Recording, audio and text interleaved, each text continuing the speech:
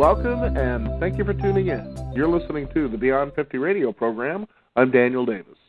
We're joined by a very fascinating individual who has been compared to such people as Thomas Edison, Alexander Graham Bell, and Nikola Tesla.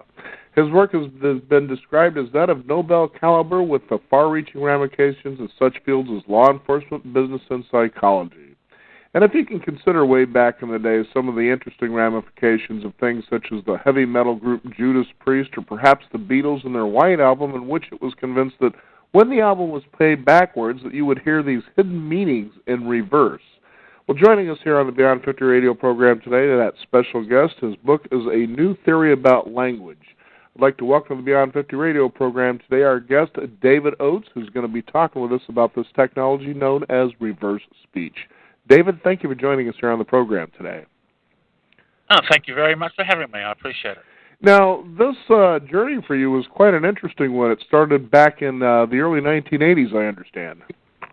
Yes, it started in '84. I was actually running a halfway house for street kids, and there was a evangelist from America traveling through Australia, and he was preaching that rock and roll was the devil's music, and if you played records backwards, you could hear these satanic messages. Well, some of my kids were taking this seriously, and they were playing their records backwards and getting quite scared by what they found, and they came to me and asked me what I thought about it. And it was all new to me, but anyway, I went home and started playing some of the records backwards, and I was hearing the phrases that they claimed were there. So I was a little bit intrigued. What on earth was this? I was quite fascinated, and I spent about 3 months running my musical collection backwards, and then I accidentally discovered it in normal human speech, and that puts a whole new light to the subject. It's one thing to hear strange things in music, but to suddenly hear these backward messages in speech puts a whole new light to the whole thing. So I was just intrigued and just started researching, and here I am 33 years later still researching. Now, let's talk about, I guess, call it the science of reverse speech. How does this actually work? Okay, well, it's my claim that this is a natural function of language. As the brain is putting the sounds of speech together, it's putting them together in such a way that we're delivering two messages at once. One is forward from the conscious, and the other is in reverse from the unconscious. We believe it's the right brain hemisphere speaking. It's long been known that the left brain hemisphere is responsible for the actual words we use in speech, but the right brain hemisphere has typically been thought to be dormant in communication, and we believe it's the right brain speaking in reverse and the left brain speaking forward. So that's the science of it. Now, you describe in your book that reverse speech pretty much that you teach in your workshops that the human mind, that all parts of it are speaking at the same time. This is pretty interesting. Right, yeah, well, there's many different parts of the mind, and all of them can appear in reverse speech at some stage. The most obvious one is conscious thought. Thoughts that you are aware of having at the time of speaking can appear in reverse speech. If you're lying forward, you may get the truth in reverse.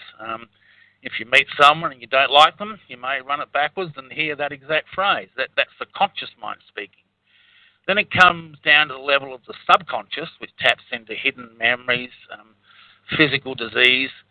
Then we get down to the unconscious, and there we get into the realms of behavior and personality, why we do the things we do, and our personality structures. That level of reverse speaks in metaphor or archetype.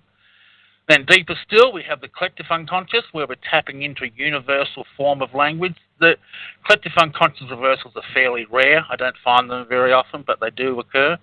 And at the deepest level is the soul or the spirit, and that also speaks in reverse. So it's the multifaceted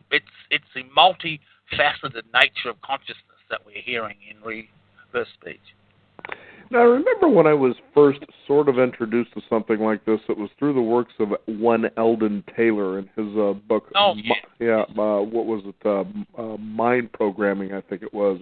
It was right. A book like that. Right. But it was interesting because it was, I had kind of touched on it over the years, for instance, about subliminal programming, and a lot of people think, well, that's a lot of nonsense, but I thought, well, if you really came to understand it a little bit more than just the superficial, the flashing of an image, that you really don't seem to see when you're sitting there watching a movie in the theater, to going beyond by how language is actually used, especially in things such as advertising, you begin to realize that it actually is a lot more influential than you think it is. And, there is a lot of work in that field there. And I can see how something like this would have pretty big ramifications when people come to understand exactly what reverse speech actually is.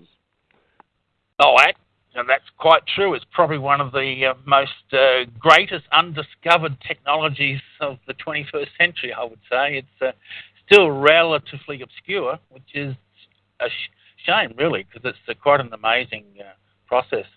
Eldon Taylor, incidentally, I know very well. He's been a guest on my radio show a couple of times. He, of course, does his work with subliminal programming, and he's also done some work with reverse speech as well. So, yeah. Now, how can this actually be used as people come to understand what reverse speech actually is? It seems to be one of those that you could say is the language of the soul. Would that be a correct way of looking at it? Yes, in my classes I teach that. I tend to steer away from that publicly. I don't want to be labelled a religious fanatic. But yes, but at the deepest level, yes, it is. It is the language of the soul. Now, as you're talking with people, do you find yourself kind of hearing something much different than they believe they're saying? Oh, I try not to get involved with it in normal conversations with people. I mainly use it in therapy and when I'm analysing media.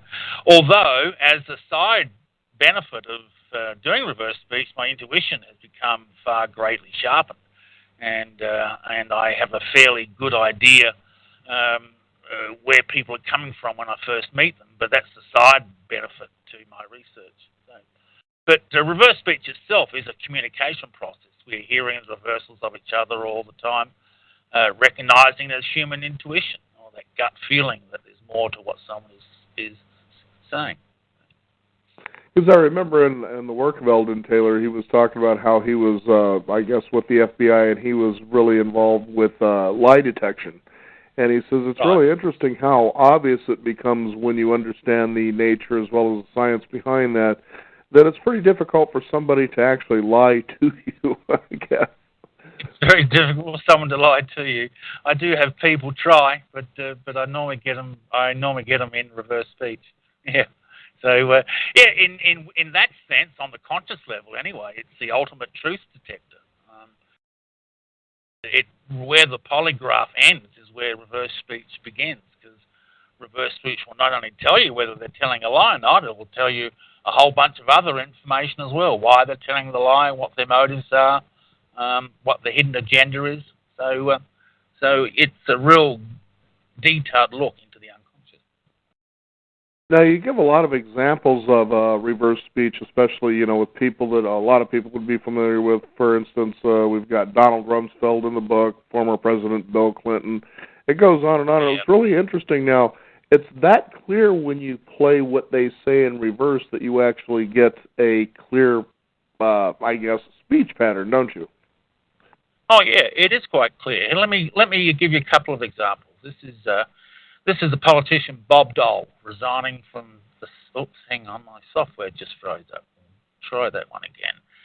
We're a victim of technology sometimes. Okay, Bob Dole resigning from the Senate. Here's the forwards. You do not lay claim to the office you hold. It lays claim to you. Your obligation is to bring to it the gifts you can of labor and honesty, and then to depart with grace. Okay, I'll run this backwards, see if you can hear what he's saying in reverse. It's an honor. It's an honor. What do you hear? It says it's an honor, it sounds like. Yeah, exactly right. That's exactly what he says. Yeah, it's an honor to serve in the Senate. So there's a man who's telling the truth. Okay, so let me see if I can find one where someone is lying at the top of my head. I'll have to go to my other subdirectory. Just give me 1 second, and I'll pull out some classic lies for you. So, we call them incongruent reversals, where they are communicating an opposite message to what's being spoken forward. So, okay, so let's have a look at. Now I'm trying to find one. I can't find one at the top of my head. I'm trying to find one that's actually polite. All right, okay. Let's look at I'm going to go to another subdirectory here. I'm sorry about the delay. Okay, so what we're going to do, we're going to look at Patsy Ramsey, and she is talking about she feels as though there's at least 2 people out there who committed this crime. So let's run this. We feel like there are at least 2 people on the face of this earth that know who did this, and that is the killer and someone that person may have confided in. Okay, so she says someone that person may have confided in, and backwards she tells us who that person is. Listen carefully, see if you can hear what she's saying. One, if there is hidden. One, if there is hidden. What do you hear there? One, if there is hidden. Well, I hear one something, it sounds like. Yeah, I'm that person. Okay. Do it again. Okay. And if there is hidden. And again. Okay. One, if there is hidden. Now let's look at another one that's a little bit more obvious that it is an obvious lie. This is Scott Peterson, who was convicted of murdering his wife. And here he is on TV, and the reporter asks him, "Did you murder your wife?" Did you murder your wife? No. She thought. So he says, no, I did not. Backwards he says, neck, I hit hard. Neck, I hit hard. Neck, I hit hard. So not only does the reversal tell us that he was lying, but it also tells us how he committed the crime. He hit her hard on the back of the neck. And when they found her body, she'd actually been decapitated. So he's describing how he committed the crime. So that's a classic lie being exposed.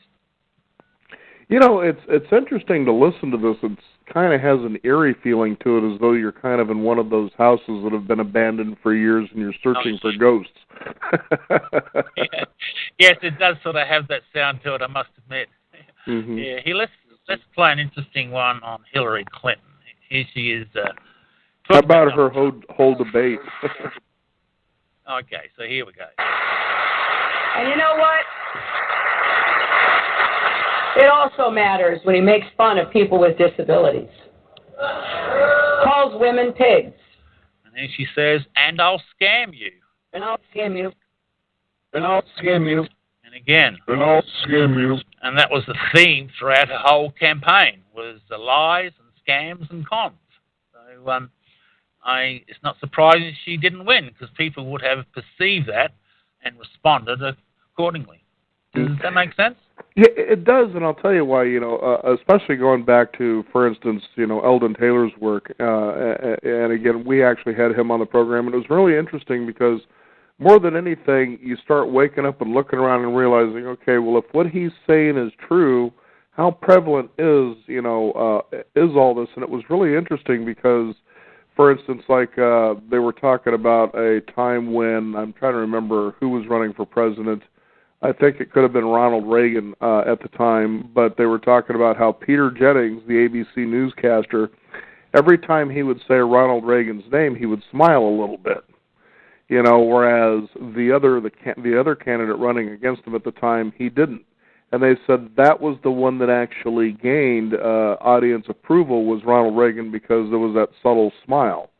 And then there was also that time when, of course, there was the campaign where the Republicans were actually calling the Democrats rats, and they actually got caught on that because it would show rats on the screen, and they got caught, and they ended up having to pull that ad and pay a fine. And it was interesting to realize just how subtle a lot of this is. So, as you said, here's this embedded message that says, that I'm going to basically take advantage of you, and why, of course, Hillary Clinton didn't win. And it's subtle, but it's there, and it seems almost undeniable to think, this is all real stuff. Oh, yeah. Yeah, reverse speech is very, very real. The reversals are extremely clear. Some people think I'm sort of trying to make something out of gibberish, but these are very clear phrases. They occur once every 20 or 30 seconds. They jump out the gibberish like a neon light. They always communicate the truth. Other people can hear the phrases as well, often without prompting. I mean, even the skeptics admit that the phrases are there, but then they claim it's coincidence. Well, I don't know how you can call it coincidence when it's occurring once every 30 seconds in direct connection with the forward dollar. Now, one of the examples that you share in the book is that you had an opportunity when you were in Dallas, Texas, talking about David Koresh. That was interesting. Oh, David Koresh. Yeah. I worked for the FBI on David Koresh. They asked me to do a personality profile on him based on his reversals. And I did the profile, and in the profile I said that he would have left the compound if his grandmother was allowed to come in, or if the FBI just went away, he would come out naturally. That was my report. Of course, that didn't happen. So here, let me play a reversal on David Koresh. Let's run this one forward. I've heard a lot of statements the past couple of days from people that are versed in Scripture and for people that are students of Bible, saying this and saying that about the meanings of these seals. But remember, we already see that in heaven, Christ, when he reveals the seal, and here he says, we're sad, look what's happened. We're sad, look what's happened. We're sad, look what's happened. And quite a... We're sad, look what's happened. And then he says, we see the meaning with my blood, which is a bit of an ominous prediction. Well, he sees the meaning with my blood. And next one down. Well, he sees the meaning with my blood. And, of course, the whole compound burnt down. So, there we go. Now, so I was a bit disappointed. I'm sorry. Go ahead. Oh, I was just saying I was a bit disappointed the FBI didn't take my report seriously. Mm-hmm. So anyway, there we go. And I was going to ask you, when it comes to legal applications, how can this, let's say, stand up in court as a use of, evidence? Well, I don't think it's anywhere near at the stage yet to be accepted in a court of law. Even the polygraph isn't accepted in a court of law, and that's been around for about 50 years now. It can certainly be used by police in their investigations. I've done some work with 3 different police departments in my career, not many, just a little flotation, really.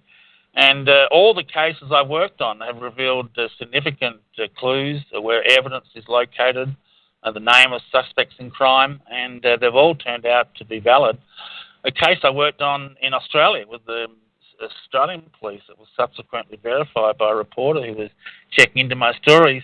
The reversals revealed a location of the murder weapon, and it was in a cellar of his house, is what the reversal said, and the police got a search warrant and found it exactly where the reversal said it would be. Yeah. Now, so that's a pretty dramatic example. Now, I was going to ask you now, as people listening to this interview today, and I'm sure will become very interested in picking up your book, A New Theory About Language, when it comes to reverse speech, what are the, applications or the benefits for somebody coming to understand how this works and how the mind works? Oh, well, look, my major use of reverse speech is in therapy. I have a very busy therapeutic practice where I use reverse speech to diagnose my clients' problems, and then I've developed a specific form of hypnosis that works with the metaphors and the unconscious and to change behaviour. So that's one practical application people can use it for immediately. If they've got issues they haven't been able to have success with, I get great success using reverse speech. It'll get right to the core of a problem. I don't know, if people want to get involved, you can certainly download my app. I've got an app out for the iPhone. You can download free of charge and start experimenting yourself. So. Now, does somebody have to get a reverse speech tape recorder, or how does that work? The tape recorders no longer exist. They went out of production about 15 years ago. We have software now. The software is available on my website. It's specifically designed for reverse speech. Plays forwards and backwards with speed control and a whole bunch of other functions as well. Mm-hmm. But, we used to have machines, but they went the way of the dinosaur once the digital age hit us. Pretty interesting how all that works. You got a lot of great examples in here, and, it kind of makes you think, how do you begin listening, if it's possible, to people and wondering, what is being uncovered in their reverse speech?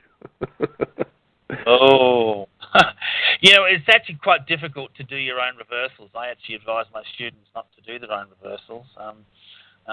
There's a lot of it's very difficult to hear your own stuff, but you can certainly get started. I have some people who use it for advice. They've downloaded the app and they've got to make an important decision, and they'll talk into the app and run it backwards, and there's their answer in reverse.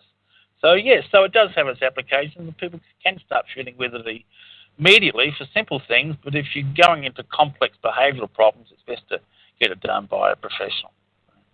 Now, I was kind of curious, now, does this tap into, I guess, the communication of the subconscious mind and how it works? It seems like it would put that in conflict with the conscious mind, which is actually the one that seems to believe in the desire that it's following. What would it be in conflict with the unconscious mind? Right, the subconscious. That's a difficult question. The conscious mind can be in conflict with the unconscious. The conscious mind can lie and deceive, for example. The unconscious can't. And sometimes you'll see a conflict. You'll see someone lying in reverse, and it'll create this big unconscious conflict. And in point of fact, a lot of physical disease and other issues like that are caused by incongruity, with the conscious being in one area and the unconscious being in another area altogether, and that creates quite a strong psychic shock. Fascinating stuff. Again, the book is A New Theory About Language. Is there a website that people can go and discover more? Yeah, absolutely. www.reversespeech.com. It's all in one word, reversespeech.com. And like I was telling the listeners out there, this is a fascinating book. It really gets you to kind of get a feel for how the mind works and maybe tap into that subconscious and find out what your real driving desires are. As you said, the conscious mind has this ability to be able to, I guess, argue with itself, and that's certainly something that people need to kind of get a hold on if they can. And I want to thank you so much for being on the program with us today to share this wonderful work. My pleasure. Okay, we'll speak to you soon. You bet. Okay. We want to thank you, the listeners out there, for tuning in. You can also discover more by visiting us at Beyond50Radio.com. That is the number 50. Sign up for our weekly e-newsletter and also stay up to date on what's going on in Beyond 50 as well as upcoming shows. I'm Daniel Davis. Thank you for tuning in. This is the Beyond 50 radio program, and remember, live your day past halfway.